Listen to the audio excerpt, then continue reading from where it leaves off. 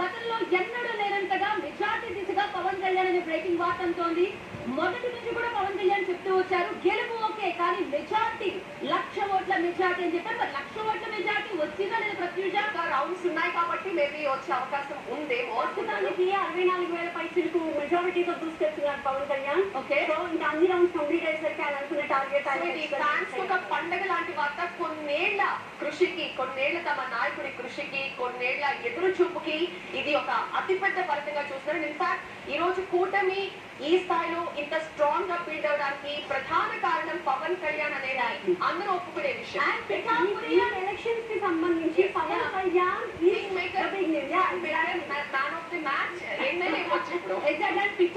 పిఠాపురియన్స్ అని చెప్పి అప్పుడు పిఠాపురం వాసులందరూ కూడా ఒక బ్రాండ్ అంటూ వస్తోంది అని చెప్పి అన్నారు. ఒకవేళ అది నిజం అవుతుందేమో అని అనుకోవాలి, బికాస్ పవన్ కళ్యాణ్ బ్రాండ్ అనేది వాళ్ళు తీసుకొచ్చారు. కానీ ఏదేవే ఇప్పుడు మెజార్టీ విషయంలో 64,000 అనేది కదా ఇంకా 15వ రౌండ్ లోనే ఉంది. 15వ రౌండ్ లోనే 69,000 మెజారిటీలో ఆల్మోస్ట్ పవన్ కళ్యాణ్ ఉన్నారు.